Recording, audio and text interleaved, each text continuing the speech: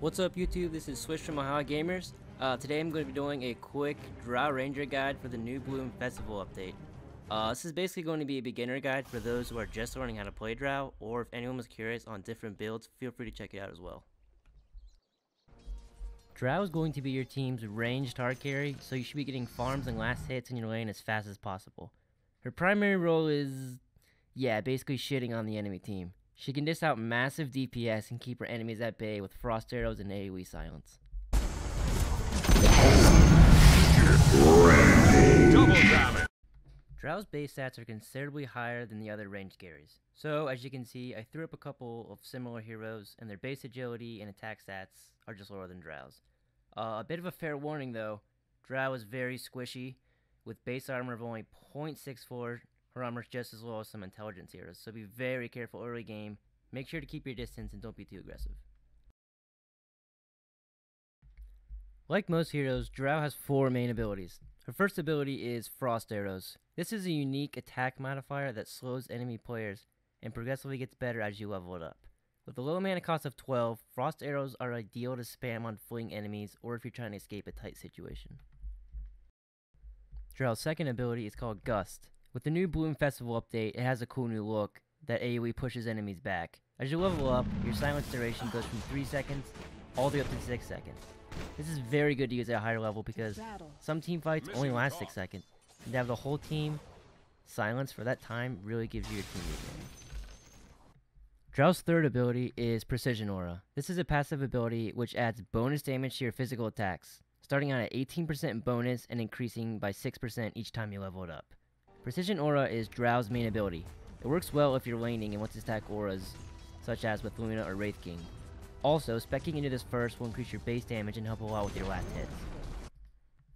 Drow's ultimate ability, Marksmanship, is also a passive. When you reach level 6, you finally gain the upper hand.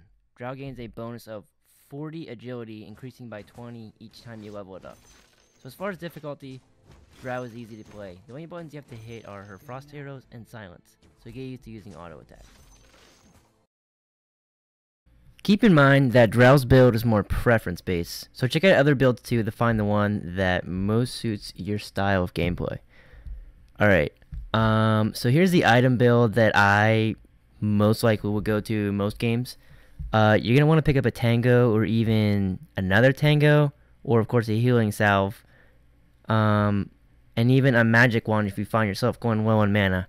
But other than that, the go-to items you want to go for are Slippers of Agility and Circlet, because the first item you want to build is going to be your Wraith Band, followed by your Power Treads.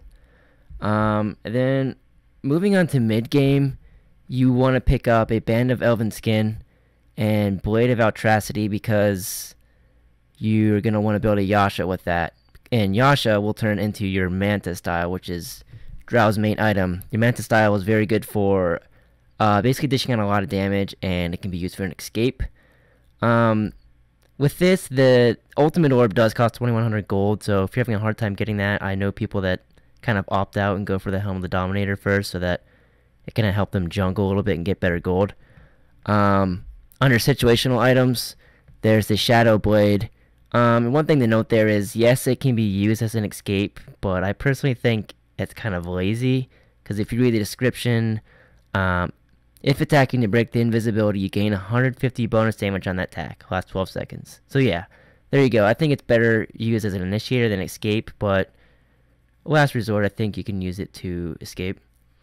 If you have more money, you can take the Crystallis if you want to build damage and crit, and if you're endgame and you're destroying your opponents, go for Daedalus. Drow's ability build is simply just speccing in between your Precision Aura and Frost Arrows simultaneously, with of course at level 4 picking up your Silence, and then picking up your ultimate at level 6, and then again just simultaneously picking up your Precision Aura and Frost Arrows until you finish off your Silence.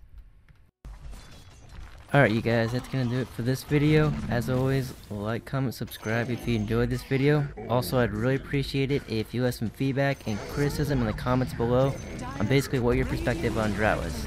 See ya.